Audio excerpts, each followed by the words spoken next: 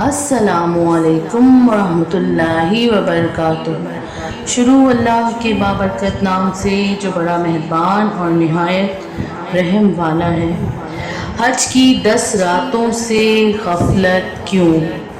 ان 10 راتوں میں اللہ نے حج اور قربانی کا حکم دیا۔ اللہ جسے توفیق دے، نصیب فرمائے، وہ حج کرے اور قربانی کرے، کیونکہ پورے سال میں 10 دن ایسے ہیں جس میں کیے جانے والے نیک اعمال اللہ تعالیٰ کو سب دن سے زیادہ محبوب ہیں، لہٰذا ان 10 راتوں کو عبادت میں گزاریں۔ اللہ نے کسی بھی رات، دن اور صبح کی قسم نہیں کھائی۔ اس کا اندازہ آپ قرآن پاک کی اس آیت سے لگا سکتے ہیں کہ جس میں اللہ تعالیٰ نے ان 10 دنوں کی راتوں کی قسم کھائی۔ اللہ تعالیٰ نے قرآن پاک میں فرمایا والفجر واللیالی عشر، قسم ہے فجر کی اور 10 دنوں کی۔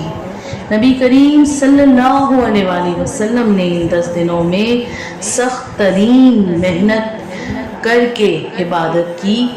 صحابہ رضی اللہ تعالیٰ عنہ ان 10 دنوں میں بازاروں میں جا کر بلند آواز سے تکبیر پڑھتے اور دوسروں کو بھی ترغیب دیتے، مولا تو ہماری دعاؤں کو قبول فرما۔ لیکن افسوس آج یہ سنت ختم ہونے کو ہے۔ آج ہمارے حال یہ ہے کہ ان 10 دنوں میں ہمارا زیادہ وقت بکرے خریدنے میں، اپنے جانور کی نمائش میں، بازاروں میں اور عید کی تیاریوں میں صرف ہو جاتا ہے۔ اللہ پاک ہم پر رحم کرے۔ ان 10 دنوں میں ہم حج اور قربانی کے علاوہ جو عبادت کر سکتے ہیں وہ یہ ہیں: عشاء کی نماز باجماعت پڑھیے اور نفل نمازیں پڑھیے، صلاۃ و توبہ کو ہر روز پڑھیے ان 10 دنوں میں۔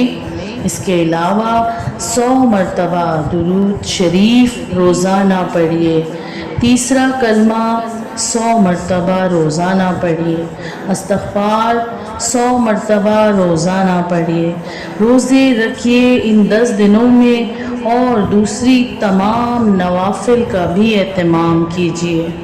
دعا اس طرح کیجیے: مولا ساری زندگی کے گناہوں سے توبہ کرتا ہوں، مولا مجھے معاف کر دیجیے۔ مولا تیرے خزانوں میں کمی نہیں، مولا مجھے رزق عطا کیجیے۔ مولا ان 10 راتوں کا نور مجھے دے دیجیے اور میری نسلوں کو بھی دے دیجیے۔ اور مولا تو ہماری دعاؤں کو قبول فرما۔ اللہ تعالیٰ سے دعا ہے کہ ہم سب کو ان 10 دنوں میں کثرت کے ساتھ اللہ تعالیٰ کی عبادت کرنے کی توفیق عطا ہو۔ آمین ثم آمین۔